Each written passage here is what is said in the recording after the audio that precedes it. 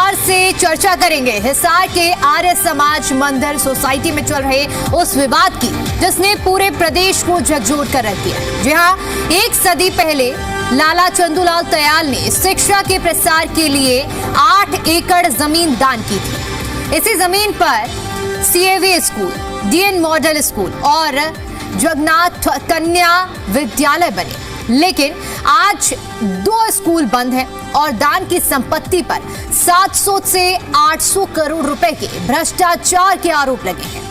इस पूरे मामले में पूर्व राज्यसभा सांसद डॉक्टर सुभाष चंद्रा ने प्रशासन पर गुमराह करने के आरोप भी प्रेस कॉन्फ्रेंस के जरिए लगाए थे और सवाल उठाए थे। अब सवाल यह है कि क्या इन भ्रष्टाचारियों पर एक्शन कब होगा?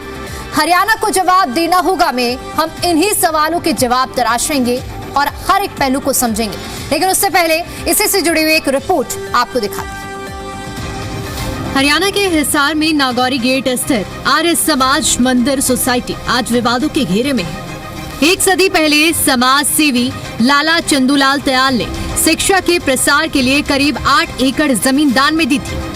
इसी जमीन पर 1918 में भवन का निर्माण हुआ और सीएवी स्कूल, डीएन मॉडल स्कूल और जगन्नाथ कन्या विद्यालय जैसी 3 शैक्षणिक संस्थान खड़े हुए। एसएल ग्रुप के चेयरमैन और पूर्व राज्यसभा सांसद डॉक्टर सुभाष चंद्रा ने भी अपनी सांसद निधि से यहां खेल के मैदान का निर्माण कराया था। हिसार की आर्य समाज सोसाइटी विवादों में। लाला चंदूलाल तयाल ने दान की थी 8 एकड़ जमीन। 1918 में हुआ शिक्षा भवन का निर्माण, सीएवी, डीएन मॉडल और जगन्नाथ कन्या विद्यालय बने। अब 2 स्कूल बंद, संपत्ति पर भ्रष्टाचार के आरोप। लेकिन वक्त के साथ प्रबंधन के तौर तरीके भी बदले और मनमानी फैसले लिए जाने लगे।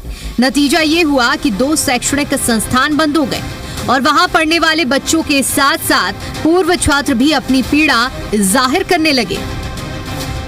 के जवाब तो देना पड़ेगा इन सरकारों को और इस ब्यूरोक्रेसी को भी जवाब देना पड़ेगा, क्योंकि जो शिक्षा है एक ऐसा मुद्दा है कि हमें शिक्षा के माध्यम से ही हमें आगे ग्रो कर सकते हैं। आजकल ये धर्म और जो राजनीति है इसके बीच में एक पतली सी लाइन होती है, पता ही नहीं चला कब इसको गड़बड़ कर दी। बार बार हमने ये बहुत बार कहा है कि ऐसी जांच होनी चाहिए। असल में ये प्रॉपर्टी के काफी लंबे झगड़े हैं इसके ऊपर कब्जा करने के। मैं ये कह रहा हूँ जब तक जिसकी डेमोक्रेटिक फंक्शनिंग तय नहीं होगी उसमें अधिकारी भी है और सरकार भी है।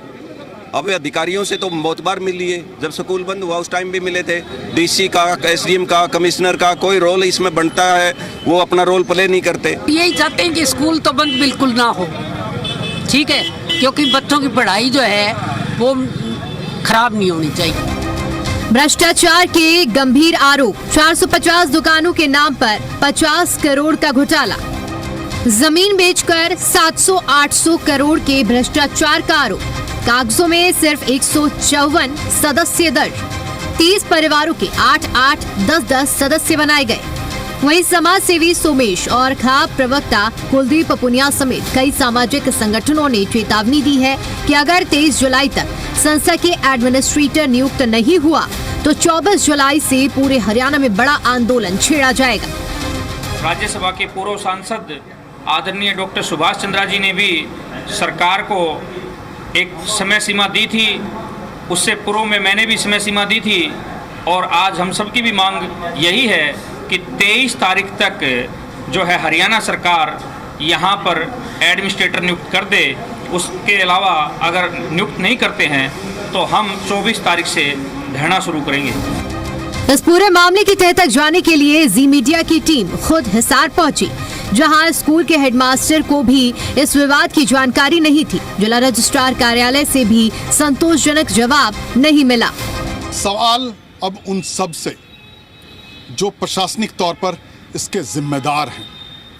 हमने डीसी से भी बात किया, हमने एसडीएम से भी बात किया। डीसी साहब कैमरे पर भागते दिखे। डीसी साहब ने साफ तौर पर कहा इस पर जिनको जांच की जिम्मेदारी गई है वो जवाब देंगे, यानी उनके नीचे बैठी उनके मातहत एसडीएम ज्योति मित्तल। ज्योति मित्तल से पूछने पर ज्योति मित्तल कहती है कि अंडर इन्वेस्टिगेशन है, जवाब नहीं दे सकती। सवाल जिम्मेदार कब जवाब देंगे? हमने आर्य समाज मंदिर के इस वक्त के प्रधान देवेंद्र कुमार से भी सवाल किया, क्योंकि आरोप संगीन उन पर भी लग रहा है, इस संस्था पर भी लग रहा है, मिस्टर मिगलानी पर भी लग रहा है। इन सबको जवाब देना होगा, लेकिन फिलहाल इस वक्त तक किसी के पास कोई जवाब नहीं है। हर कोई कैमरे से बचने की कोशिश कर रहा है। साफ है कहीं ना कहीं कुछ तो कुछ गड़बड़ झाला जरूर है, इसलिए हिसार की जनता अब हिसाब मांग रही है। कैमरामैन सुनील बिष्ट के साथ परिवेश वात्सयन, जी मीडिया। और देखिए, ये अपने आप में बड़ा और गंभीर मामला है। भ्रष्टाचार के बड़े आरोप लगे हैं। चर्चा का रुख करने से पहले कुछ सवाल आपके सामने रखते हैं, जिनके सवालों के जवाब हम तलाशेंगे। सवाल ये कि आर्य समाज संस्था में इतना भ्रष्टाचार आखिर कैसे हुआ? सवाल ये भी कि प्रशासन अब तक कार्रवाई इस पूरे मामले में क्यों नहीं कर रहा है? और सवाल ये भी कि भ्रष्टाचारियों पर कब और कैसे एक्शन होगा? आज इन्हीं सवालों के जवाब तलाशेंगे, क्योंकि देखिए, अपने आप प्रदेश में ये एक ऐसा मुद्दा है, भ्रष्टाचार से जुड़ा हुआ अपने आप में एक बड़ा मुद्दा है, जिसके जवाब और जिनके आरोपियों को सजा मिलना बेहद जरूरी है।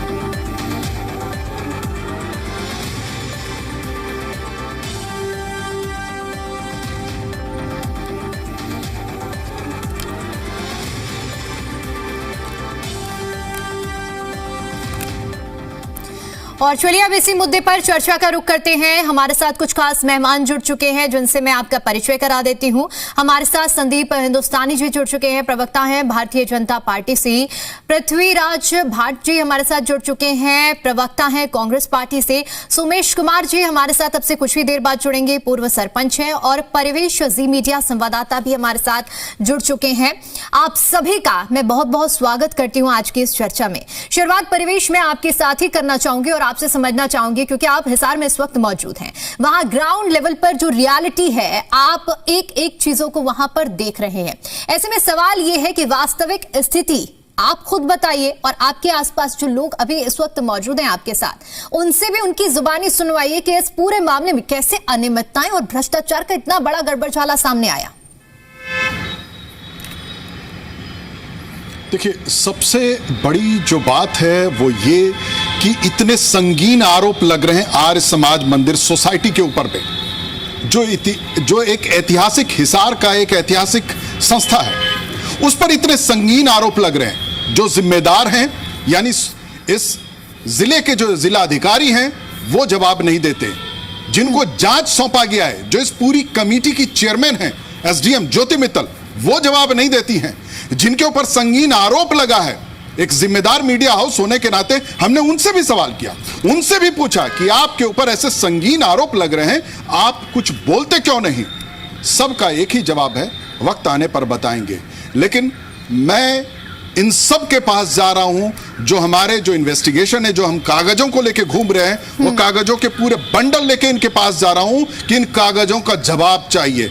जवाब किसी के पास नहीं है। मेरे साथ इस वक्त वो 4 अहम किरदार हैं, जो किरदार इन पूरे इस मामले पर, जो जी मीडिया की जो मुहिम है हिसार मांगे हिसाब, और मैं तो ये कह रहा हूं अब कि हिसार सिर्फ हिसाब अब नहीं मांग रहा है, अब तो हरियाणा हिसाब मांग रहा है। ये जो 4 किरदार है, ये 4 किरदार आपको बताएंगे कि कैसे आर्य समाज मंदिर में गड़बड़झाला हो रहा है और कैसे शिक्षा के मंदिर को बंद कर दिया गया। मैं सबसे पहले संस्था के जो प्रधान है, प्रधान साहब। मेरा नाम महावीर सैनी है जी, और मैं आज जी न्यूज़ का बड़ा आभारी हूँ, क्योंकि हमने तो काफ़ी दिनों से हम लगे हुए थे, हमारी तो बात की सुनवाई नहीं हो रही थी। हम तो एसडीएम साहब के भी जामे तारीख पे तारीख दे दें। हमने जो बात रखी थी उसका हमारे कोई ठोस, हमारे पास अभी तक कोई प्रमाण ही को नहीं आया। हम तो हार थक के ये भी कह दिया था कि भाई यदि आप ना कोई फैसला कर सको तो हमारे खिलाफ ही कर दो, जो कि हम किसी कोर्ट में तो जावा। मैं इस संस्था से लगभग 40 साल से जुड़ा हुआ हूँ, और मेरे को इस बात का अंदेशा है कि अब जो कार्रवाई हो रही है इसका हिसाब जरूर होगा, क्योंकि काफ़ी टाइम से हम इसकी कोशिश कर रहे थे। आगे भी इसके प्रधान साहब, आपको लगा कि एक ही परिवार का आखिर क्यों इस पे कब्जा है? इस पर कभी आप लोगों ने सवाल उठाया? क्योंकि आप तो 40 साल से संस्था से जुड़े हैं। आपने कभी कहा कि भाई डेमोक्रेटिक वे है, हर चीज में चुनाव होता है, अच्छे तरीके से स्वस्थ परंपरा के अनुसार चुनाव कराया जाए? चुनाव तो वैसे करवाया करते ही है, वो फॉर्मेलिटी के तौर पे चुनाव करा लिए। जैसे कि 3 साल हो लिए, 2 साल हो लिए, जैसे पहले 2 साल होया करते, 3 साल का भी टाइम मेरा ही रखवाया हुआ था। जब 2 साल के अंदर हम पहले बैठते के साथ हमारे एक दवाइयाँ वाले थे रमेश कुमार जी लिखा, वो बैठते को नहीं, जो पहले ही कह दिया करते भाई हमने चौधरी साहब को प्रधान बना दिया है, तालियाँ बजा दी। बात तो किसी की सुनते ही को नहीं, वो किसी से भी कोई बात नहीं सुनते थे, आए बैठे और दक्षत करा लिए जाओ भी अपने। ठीक है, हाँ, ठीक है प्रधान साहब, मैं मेरे साथ इस वक्त संस्था के कोषाध्यक्ष हैं। क्या लगता है ये जो बड़ा संगीन आरोप लगा है जी, तकरीबन 700 से 800 करोड़ का गबन का आरोप है, और ये कहा जा रहा है कि इस वक्त ये जो प्रॉपर्टी है उस प्रॉपर्टी की कीमत ही 5 से 6 हजार करोड़ रुपए के आसपास होगी। ये कैसे है ये सब कुछ? मेरा नाम बलराज सिंह मलिक है, मैं वर्तमान में आर्य समाज नगोरी गेट का कोषाध्यक्ष हूँ।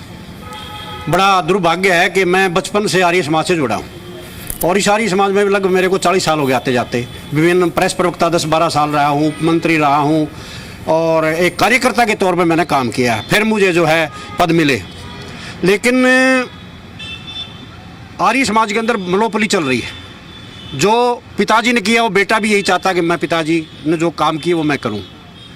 लेकिन अभी मैं कैशियर के पद पे हूं, मुझे ना कोई कैश का हिसाब दिया गया। जब मैं चुना गया कमेटी में 15 आदमी 14 आदमी एक तरफ के लोग हैं, 15वां आदमी मैं हूं। मेरे को एक किस्म से इग्नोर करके रखा जाता है। ये कहा जाता है बार बार तेरे को हुआ है। 40 साल के इतिहास में पहली बार मैनेजमेंट में प्रस्ताव चढ़ाया है कि आर्य समाज का कोई सदस्य हमारे खिलाफ। लेकिन मलिक साहब पैसे का इतना ट्रांजैक्शन हो रहा था, आवाजाही था, पैसे आ भी रहे थे, पैसे जा भी रहे थे, और जो कहा यह गया कि जो दुकानों के किराए वो भी आ रहे थे, दुकान बेचे भी जा रहे थे। इन सारे आवाजाहियों पे, पैसे के आवाजाहियों पे आपने सवाल नहीं उठाया? बिल्कुल, आप समझिए, मैं एक बार फिर से लौटूंगी आपके पास में, और ये जो तथ्य हैं ये भी बहुत जरूरी है, इनको भी सुनेंगे। लेकिन कुछ और मेहमान भी हैं जिनसे और भी कुछ तथ्यों पर, फैक्ट्स पर बात की जाए। सुमेश जी भी हमारे साथ जुड़ चुके हैं, पूर्व सरपंच रह चुके हैं। सुमेश जी, सबसे बड़ा सवाल मेरा आपसे यही रहेगा कि जिस संस्था की नींव शिक्षा और समाज सेवा के लिए रखी गई थी, वहां आज स्कूल बंद हो रहे हैं। इतना बड़ा भ्रष्टाचार, आखिर इसकी नौबत कैसे आई? आप क्या मानते हैं कि इन सब चीजों के पीछे का जिम्मेदार कौन है? देखिए, आज इस समाज ने एक बहुत बड़ा विषय उठाया है। 140 साल पुरानी, 140 वर्ष पुरानी इस सोसाइटी में, आर्य समाज संस्था में, जहां आदरणीय स्वर्गीय चंदूलाल जी ने 8 एकड़ जमीन दान दी। उन्होंने राष्ट्र के निर्माण के लिए जमीन दान दी थी। उन्होंने इस समाज के लिए, उनके भाई ने जो दान दिया वो राष्ट्र निर्माण के लिए दिया था। इस सीएवी स्कूल से, इस संस्था के अंदर 3 स्कूल चलाए जाते हैं, एक सीएवी स्कूल, एक डीएन मॉडल स्कूल और एक जो है जगन्नाथ कन्या विद्यालय। जिस सीएवी स्कूल से विद्यार्थी पढ़े, उन विद्यार्थियों ने आज हिसार का नहीं, पूरे भारतवर्ष का जो है विश्व में नाम लिखवाने का काम किया, उद्योगपति के रूप में, अफसर के रूप में, और मैं कहूं कि भारतीय फौज के अंदर लेफ्टिनेंट जनरल जैसे जैसे इस स्कूल के विद्यार्थियों ने पद हासिल किए हैं। उद्योगपति में एसएल ग्रुप के चेयरमैन रहे पूर्व राज्यसभा सांसद डॉक्टर सुभाष चंद्रा जी, जिन्होंने इस सीएवी स्कूल्स के विद्यार्थी रहे। इसी प्रकार से इतने आईपीएस, आईएएस और लेफ्टिनेंट जनरल, ब्रिगेडियर जैसे अधिकारी दिए। आज मेरे पास में गोरखपुर गांव है फतेहाबाद जिले में, वहां से फोन आया, एक 80 वर्षीय जो बुजुर्ग हैं, उन्होंने कहा कि मैं स्कूल का विद्यार्थी रहा हूं, उम्र मेरी ज्यादा है, अगर सरकार इसमें प्रशासक नियुक्त नहीं करती है और इसकी जांच पड़ताल नहीं करवाती है तो मैं खुद इस धरने पर आकर के, और अनशन पर भी बैठना पड़ा तो मैं अनशन पर बैठूंगा। रही बात भ्रष्टाचार की, इन लोगों ने इतना बड़ा एक स्कैम रचा, आर्य समाज संस्था का नाम बदल करके आर्य समझ रख लिया और उसका जीएसटी नंबर भी ले लिया। इसके अलावा मेरी कई दुकानदार भाइयों से बात हुई, कई दुकानदार भाई आ रहे हैं, उन्होंने एक बात कही कि जी हमारे से हाउस टैक्स की रसीद काटी जा रही है।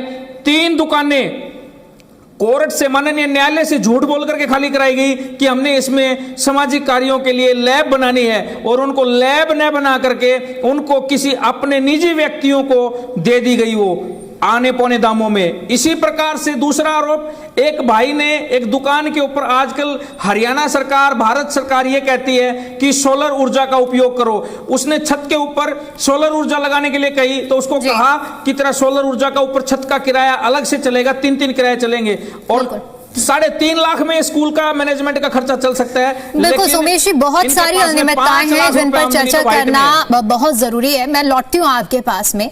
संदीप जी, यहाँ आपसे भी समझना ये जरूरी है क्योंकि लगातार जिस तरह से कार्यशैली पर सवाल उठ रहे हैं, सरकार पर भी आरोप लग रहा है कि कोई कार्रवाई प्रशासन पर नहीं हुई है, तो सबसे बड़ा सवाल यही उठता है कि सरकार इस मामले में क्या निष्पक्ष जांच के लिए पूरी तरह से तैयार है?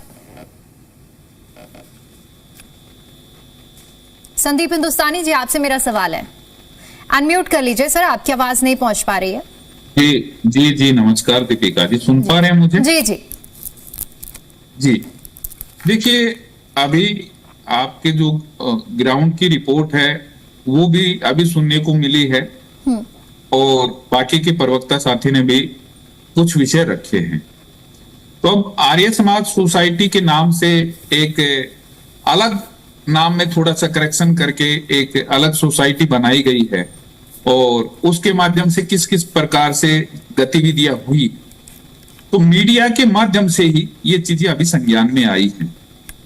तो सरकार के संज्ञान में अब मामला आया है तो बातचीत के माध्यम से और जहां पे भी कोई भी कमी होगी उसको बड़ी बारीकी से जानकारियां जुटा के तथ्यों की गहराई तक पहुंच के कहां पे क्या कारण रहा, क्या रीजंस हैं जिसकी वजह से ये चीज हुई है। ठीक है, अभी मैं आपसे इतनी प्रतिक्रिया चाह रही थी संदीप जी, अभी विस्तार से आप अपने फैक्ट्स भी रखिएगा। एक बार पहले पृथ्वीराज जी का भी रुख कर लेते हैं।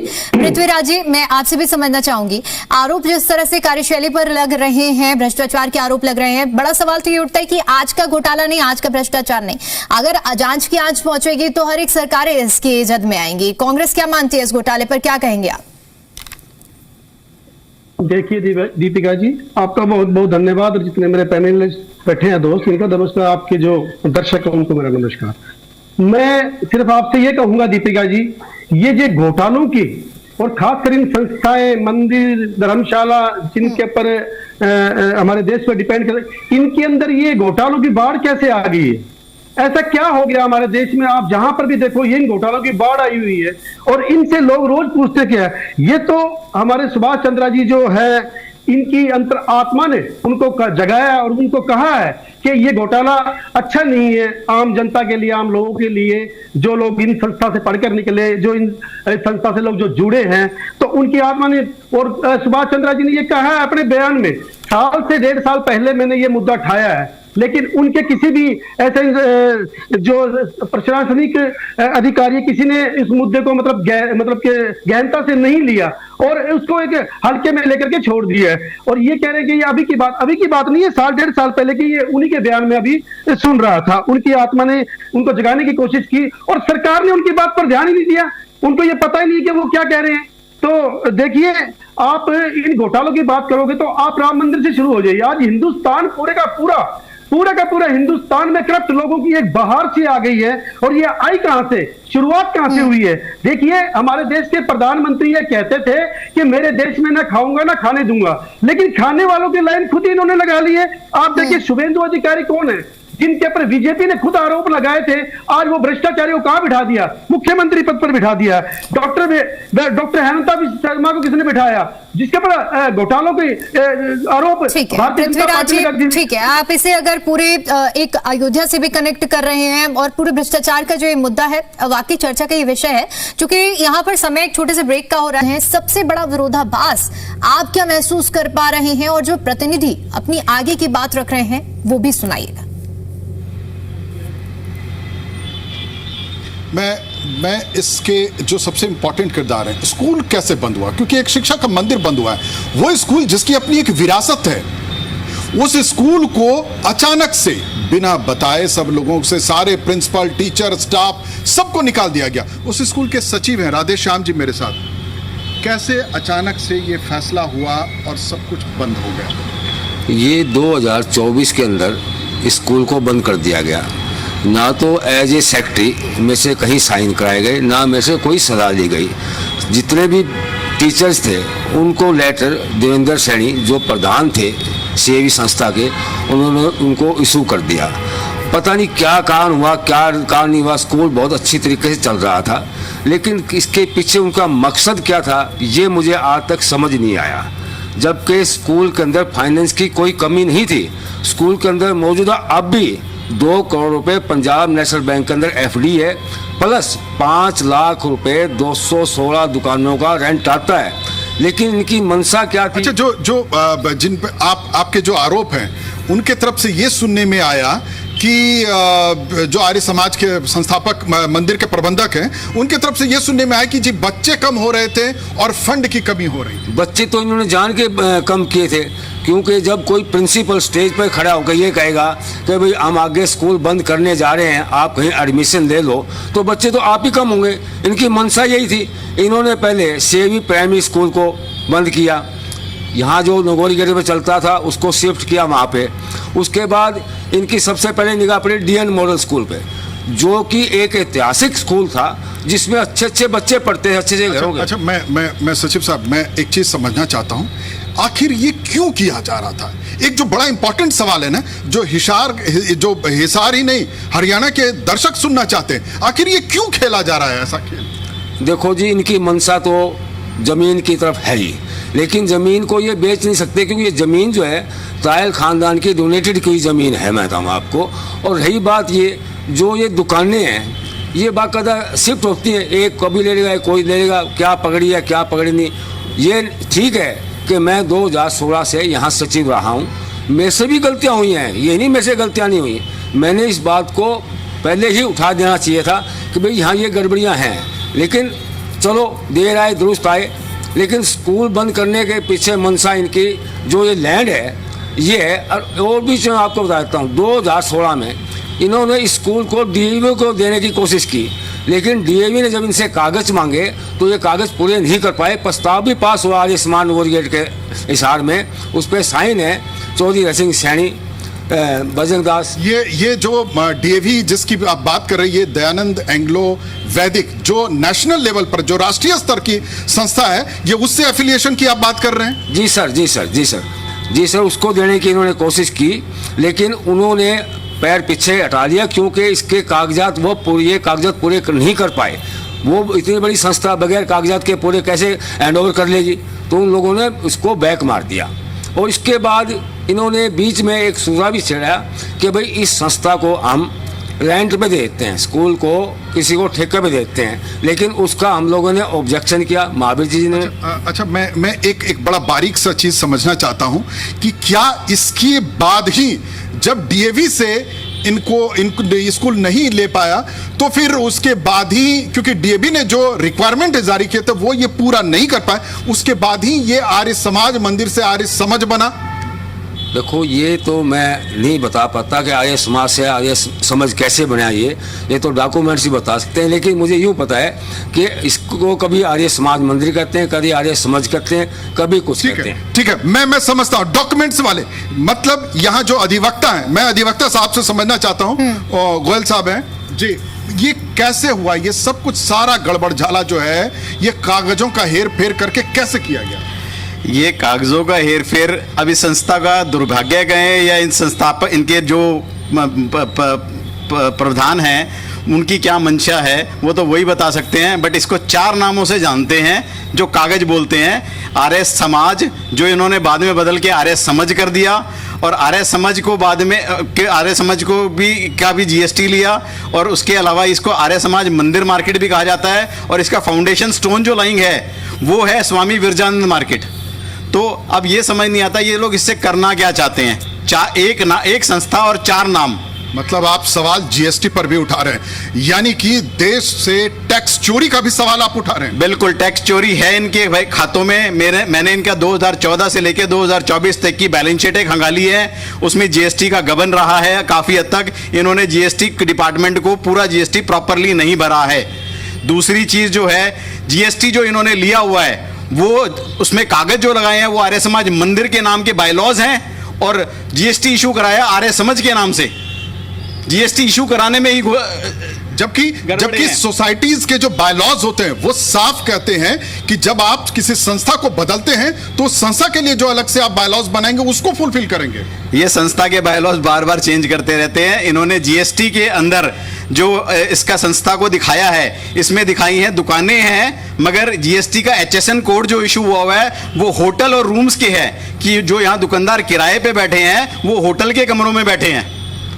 आप समझ सकते हैं कि कितना बड़ा गड़बड़ झाला है और किस तरीके से कागजों के हेर फेर करके ये सारी कमाई, ये सारा लूट का कांड यहां पर किया जा रहा था। आरोप बहुत संगीन है, इसलिए हमने सबसे पूछा, लेकिन जवाब अभी तक किसी के पास नहीं मिला।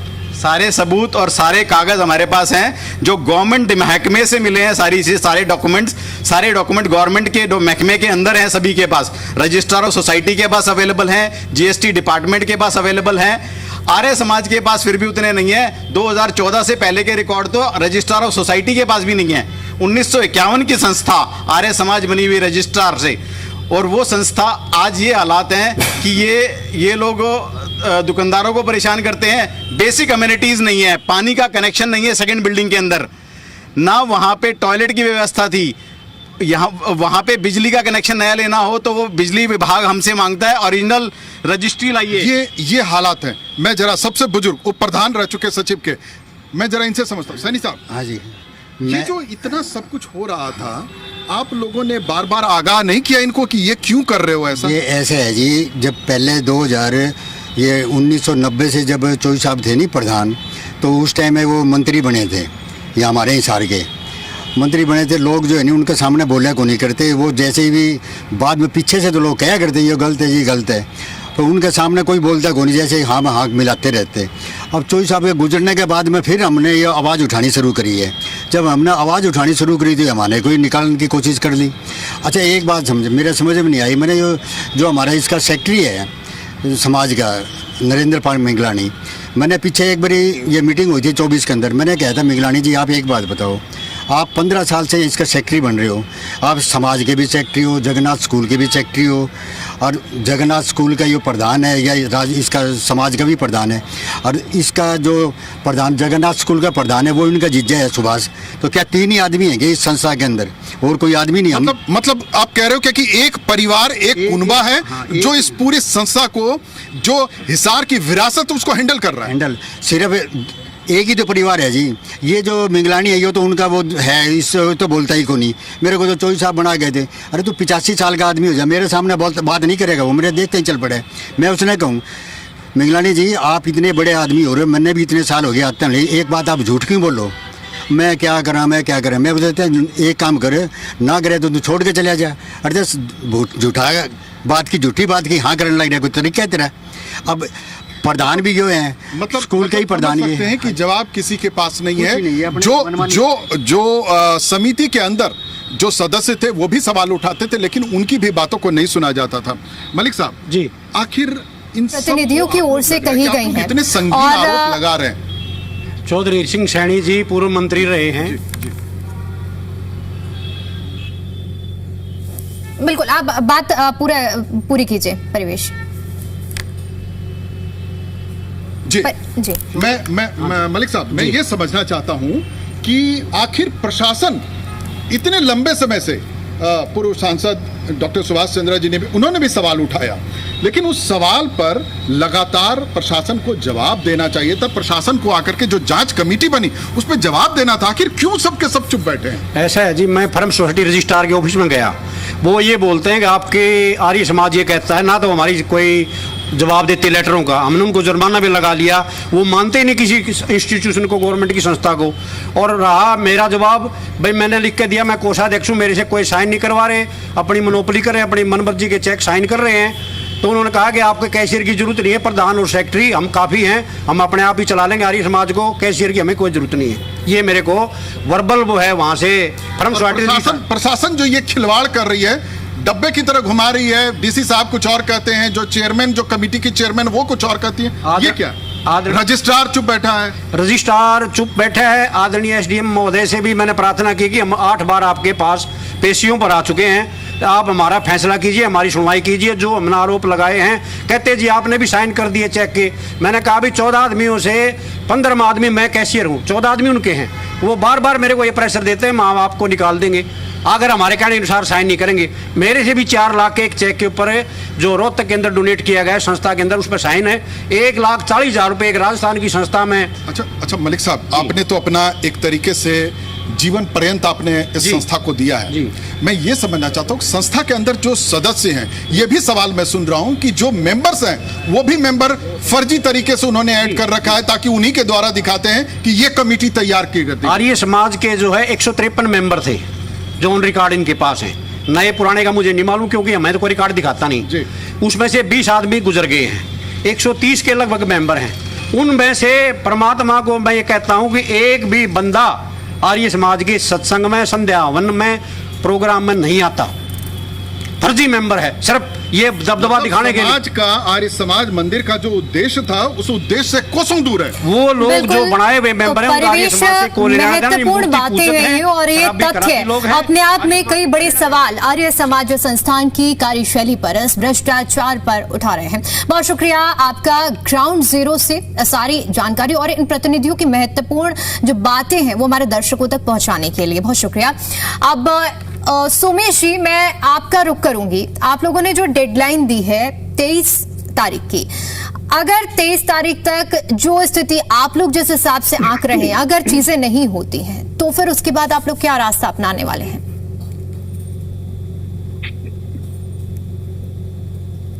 सोमेश जी अनम्यूट कर लीजिए, आपको ऑडियो नहीं। सरकार ने इसके ऊपर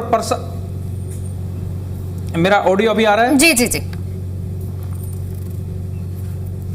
मैं ये कहना चाह रहा हूं कि 23 तारीख तक अगर सरकार ने प्रशासक नियुक्त नहीं किया तो 24 तारीख से बगैर देरी किए हम धरना शुरू कर देंगे। और ये धरना हिसार का नहीं रहेगा, ये पूरे हरियाणा का धरना रहेगा। आज पूरी जो खाप है, खाप के काफी प्रतिनिधि लोग, खाप के कई प्रधान आज हमसे मिलने भी आए और मेरे साथ प्रेस वार्ता भी की है, सुबह भी की है, दोपहर में भी की है और शाम को भी की है। और कल फिर से पत्रकार वार्ता में शहर के और गणमान्य व्यक्ति जो है हमारे साथ पत्रकार वार्ता फिर से कर रहे हैं। और कल हम माननीय उपायुक्त महोदय हिसार के मार्फत हरियाणा सरकार को एक ज्ञापन भी देंगे।